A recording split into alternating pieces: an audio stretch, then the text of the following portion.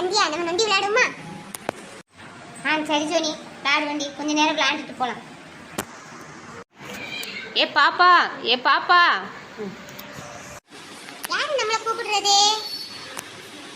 ஏய் சோனி, அந்த ஆண்டி கூப்பிட்டாலே நம்மள ஏதாச்சும் வேலை வாங்குறதுக்கு தாண்டி கூப்பிடுவாங்க.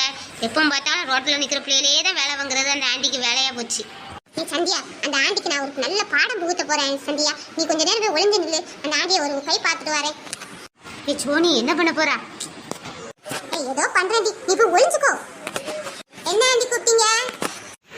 எம்மா அடுப்புல எண்ணெய் வச்சுட்டேம்மா, ஓடி போய் கொஞ்சம் கடுகு மட்டும் வாங்கிட்டா பாப்பா கொஞ்சம்.